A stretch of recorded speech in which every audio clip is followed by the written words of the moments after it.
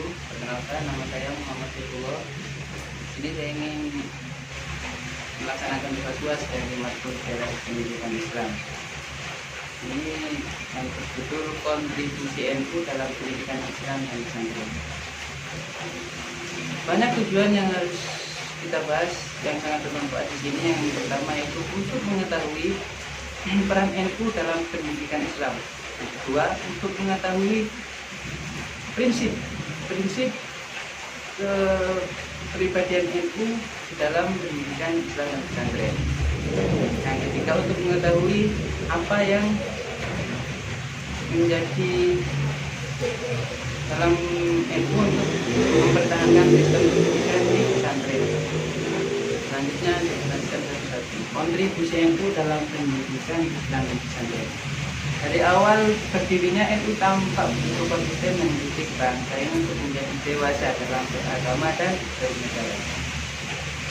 NU satu-satunya organisasi yang sangat menentang sikap-sikap ekstrim dalam beragama sejak awal tahun 1925.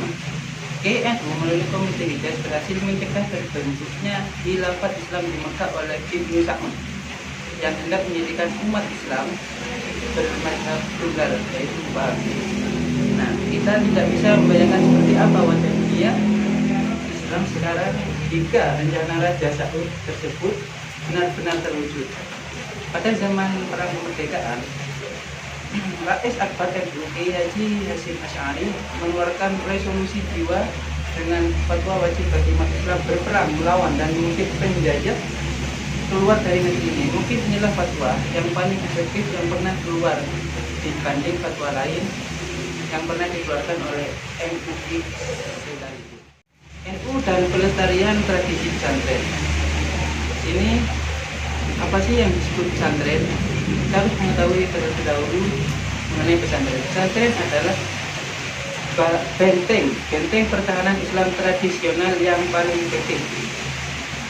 Institusi pendidikan pesantren sanggup menjaga kewibawaan Islam melalui pengajaran paham Ahlussunnah wal Jamaah yang menjadi acuan penganut Islam saat ini. Karena itu pesantren hampir dapat dikatakan identik dengan Nahdlatul Ulama.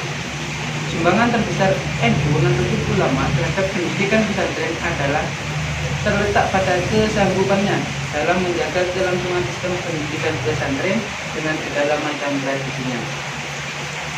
Peran penjagaan ini cukup dominan dimainkan oleh kalangan ulama Nahdlatul Ulama. Nah, meski ada perencanaan makro untuk melangsungkan tradisi pesantren, tetapi tradisi yang ada selama ini terlalu efektif menjaga kelangsungan sistem pendidikan pesantren. Komitmen untuk menjaga tradisi dan mengembangkan paham Ahlussunnah wal Jamaah mengharuskan Nahdlatul Ulama untuk terus menjaga kelangsungan pelestarian pendidikan di pesantren. Apa sih yang dilakukan NU terhadap sistem pendidikan di pesantren? Nah, saya jelaskan di sini dalam buku Sejarah Pertumbuhan dan Perkembangan Lembaga-Lembaga Pendidikan Islam di Indonesia, yaitu tahun 2001, halaman 100 sampai 130 yang berisi kumpulan tulisan dari berbagai sumber. Salah satu judul yang menarik adalah tulisan Hasan Basri dengan judul Pesantren, Karakteristik dan Unsur-unsur Kelembagaan. Tulisan ini mencoba untuk memotret sekilas gambaran sistem pesantren dan karakteristiknya. Berangkat dari definisi teoritis, pesantren menurut Mas Tuhu adalah lembaga pendidikan tradisional Islam untuk mempelajari, memahami, mendalami, menghayati, dan mengamalkan ajaran Islam dengan menekankan pentingnya moral keagamaan sebagai pedoman perilaku. Karakteristik. Bicara tentang karakteristik pendidikan pesantren ala Nahdlatul Ulama. Yang pertama, materi pelajaran dan metode pelajaran. Ini sangat berbeda sekali antara pesantren dengan pendidikan umum yang lainnya. Antara sekolah formal dan pesantren, materi pelajaran itu juga berbeda. Di sini sangat menonjolkan di buku-buku dalam bersejarah atau yang dikarang oleh Kiai Muhammad Jadi yang kedua, karakteristik jenjang pendidikan.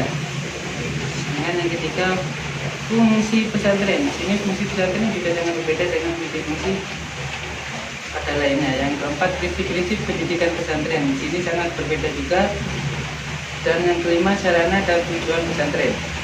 Yang keenam, kehidupan kiai dan santri. Kehidupan kiai dan santri sangat berbeda, yaitu dimana di pesantren sangat sederhana, kesederhanaannya sangat diutamakan. Terlihat sekali dari akhlak dan tata bicara, akhlak dan tingkah lakunya antara pesantren dan anak sekolah pada umumnya, pada formal umumnya. Mungkin itu yang dapat saya sampaikan mengenai kondisi pendidikan Islam dan pesantren. Kurang lebihnya, kurang maaf yang sebesar-besarnya saya mengucapkan dulu.